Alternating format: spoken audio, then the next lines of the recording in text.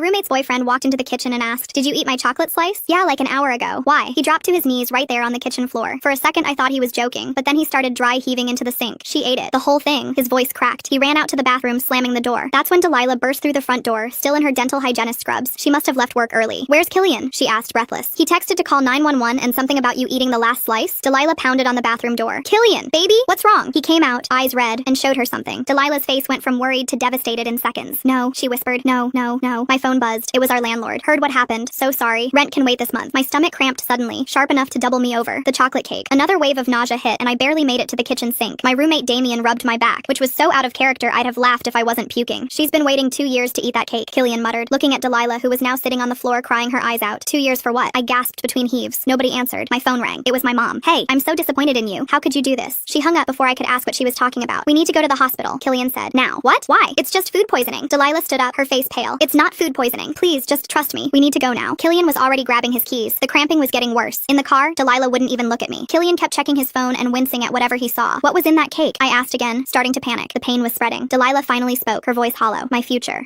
We'll deal with it at the hospital," Killian said. At the ER, Killian ran ahead to talk to the intake nurse. I couldn't hear what he was saying, but she looked shocked and waved us through immediately. That's when I knew something was really, really wrong. Delilah looked like she might cry or scream or both. A doctor appeared with a portable X-ray machine. "We need to check your stomach contents immediately." "For food poisoning?" He exchanged a look with Killian and Delilah. "Not exactly. Let's just see what we find." A nurse started prepping an IV. "Any allergies I should know about?" she asked. "Medications? Latex?" She paused, looking at her clipboard. "Reactions to platinum or white gold?" "No," I answered, completely confused. They made everyone leave the room while they X-rayed my abdomen. The doctor studied the image on his tablet, zooming in on something. Killian's mom appeared in the doorway. She looked at me like I'd killed her dog. "Is it still intact?" she asked the doctor. "It's been in my family for 90 years. The room went silent except for the beeping machines. Delilah finally looked at me, her face a mask of controlled rage. "There's definitely a metallic object in your stomach," he whispered. I stared at him. "A what?" Delilah's face went red with anger. "You ate my engagement ring." What?" Killian cleared his throat. "I hid Grandma's ring in your favorite cake. I was going to propose. That was my cake. From my boyfriend. For our anniversary. It was on the middle shelf." The words tumbled out as my brain tried to catch up. "That's the communal shelf. Everyone knows that." "I was saving it for tonight." Delilah's voice rose. "You literally have your own shelf. Your name is on it in purple Sharpie." My stomach gurgled again. The ring was in there, supposedly worth thousands of dollars, floating around with the chocolate cake I thought was communal property. The doctor handed me a bottle of thick white liquid. "This should speed things along. You'll need to strain everything to recover the ring." Delilah started crying. Killian was still listing everything he had planned. His mom was FaceTiming with angry relatives. My roommate texted me, "This is why I label everything, even my water bottles." "Next time," I told Killian as another cramp hit, "maybe just use a ring box like a normal person." "There won't be a next time," Delilah screamed. The doctor cleared his throat. "Well, this is certainly going to be an insurance nightmare, destroying property worth thousands." "You're a thief," Killian's mom spat. Delilah wiped her tears. "Your type always takes what isn't theirs." As I sat there with the laxatives, I remembered something